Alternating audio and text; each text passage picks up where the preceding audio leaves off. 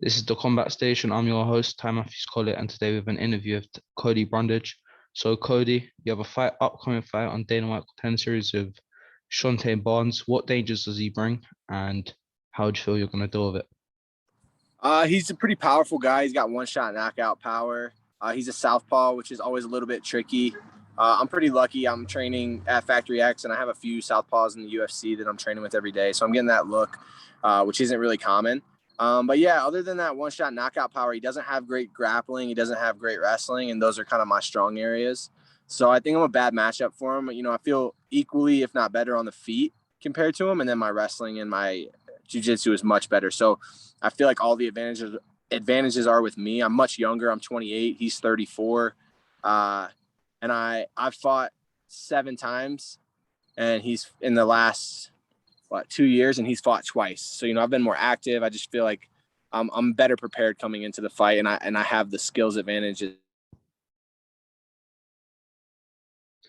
So, what's your prediction for when you're going to get him out of there? As well. So, what's your prediction for when you'll get him out of there? I think second round submission. I think the first round, I think my wrestling will be too much. I think I'll kind of grind him out a little bit. He's a fast starter, but he fades pretty quickly. And he's never fought anyone of my caliber, of my level. He's had pretty easy competition up to this point. He's never been met with real resistance. So I think I take him down, grind him out in the first, going into the second, a little bit more the same. I think he just breaks. You know, I think I'll be able to find that submission mid to late second round and get the W and hopefully the contract. What improvements would you say you've made from your last fight with time on Contender Series against William Knight? I think I'm just more comfortable in who I am as a fighter. I think I'm more comfortable in every aspect of fighting. When I fought William Knight, I'd only been a pro for almost 2 years, a little shy of 2 years. So, you know, I hadn't been doing it that long. I didn't have a ton of cage experience, and it was awesome and exciting to be in the position that I was so early.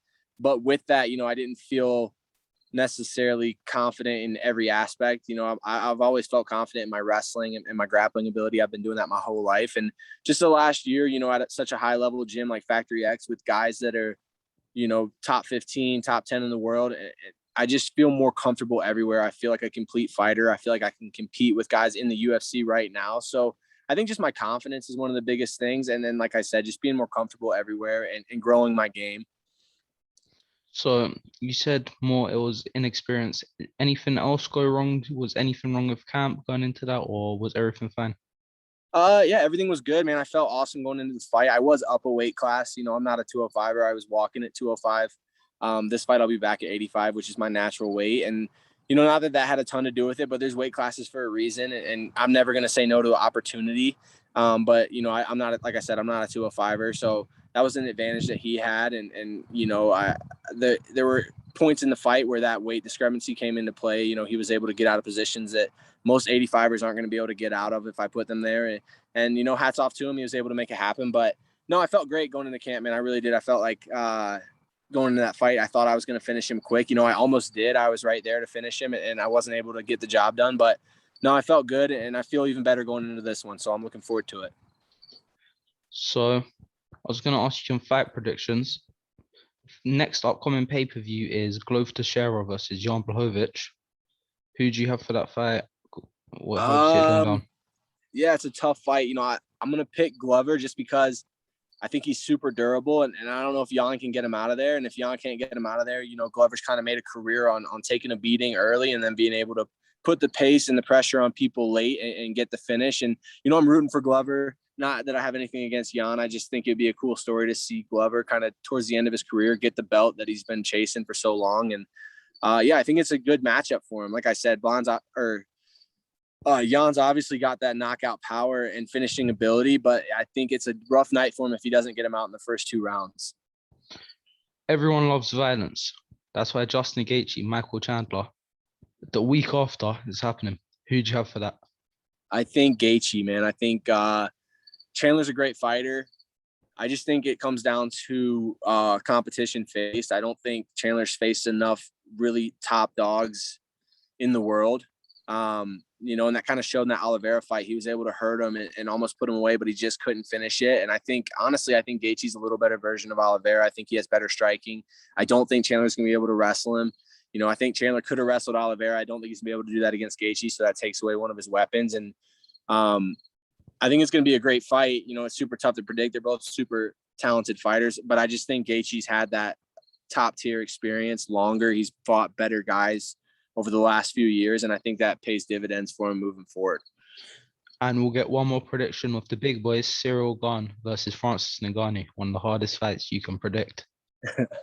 Yeah, it's a crazy one because, Francis can knock anyone out with one shot, and doesn't even have to be a clean shot. So I just think Cyril, it's crazy because that's what Francis is really good at, and what Cyril's good at is not getting hit at all.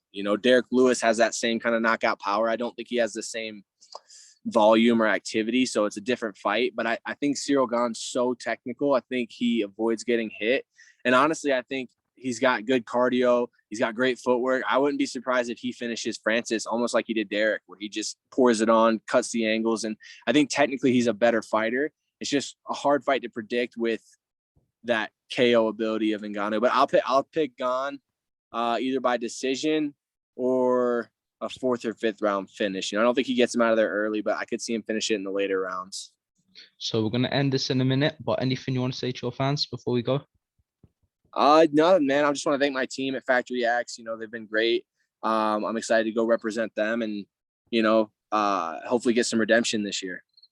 Want to quickly shout out your socials before we go? Yeah. Cody_Brundage_ on Instagram, Cody Brundage 1 on Twitter, and then Cody Brundage MMA on Facebook. Just keep up with what I'm doing in camp and just how it's all coming together. We're getting towards the end of it. So if you want to keep up with what I'm doing, those are the places to follow me.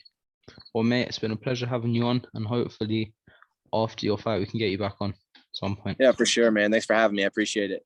It's all right, mate. Bye.